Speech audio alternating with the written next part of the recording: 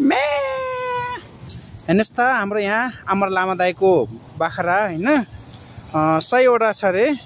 100वटामा यहाँ चाहिँ उहाँको लगभग के अरे 20-25वटा चाहिँ यता हिँडिरहेको छ होइन। यो चाहिँ यो बाटो चाहिँ रसुवा नुवाकोट जाने बाटो होइन। र यो बाटो चाहिँ काठमाडौँ निस्किने बाटो। यो बाख्राहरू जो अहिले चरणमा छ होइन, यो बाटो चाहिँ अमर लामा दाईको गाउँ जाने बाटो।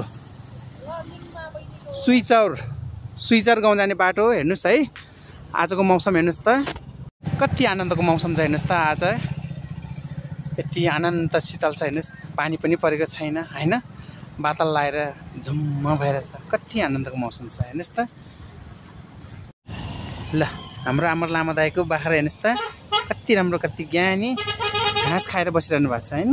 पर्यटकहरू नै यसरी आउनुहुन्छ यो ठाउँमा। र सुइचौर गाउँको लागि होइन हेर्नुहोस् टुरिस्ट गाडीहरू नै हिँडिरहेको छ। हेर्नुहोस् त कति राम्रो बाख्रा है, कति ज्ञानी। हेर्नुहोस् त कति मजाले घाँस खानु भएको छ होइन।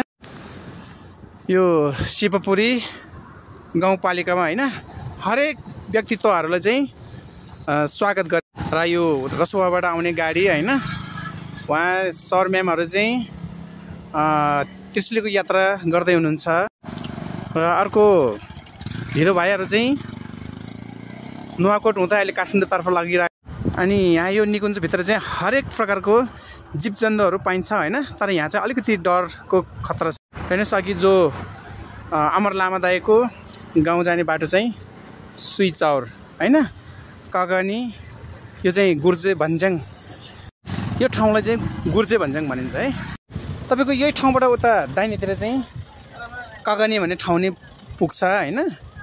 हेर्नुहोस् त कतिपयहरू होइन घुम्नको लागि यति रमाइलो भएर चाहिँ आफ्नो परिवारहरूसँग चाहिँ भिजिटको लागि आउँदै हुनुहुन्छ। र हजुरहरू पनि आउन सक्नुहुन्छ, यसको लागि धेरै धेरै स्वागत छ होइन।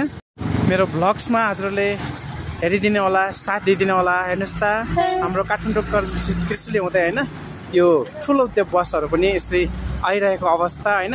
इभीको त कुरै नगरौँ हेर्नुहोस् त, अहिले काठमाडौँ र त्रिशुलीको होइन यो इभी गाडी त कति। र मेरो राउन्ड चाहिँ आज होइन काठमाडौँबाट त्रिशुली हुँदै रसुवा जाँदैछु होइन। मेरो यात्रा एकदम सफल भइसक्यो र उहाँहरू सबैलाई पनि स्वागत र बाई माई भ्लग्समा। Take care. सबैजनाले लाइक कमेन्ट सब्सक्राइब गरिदिनु होला। नमस्ते।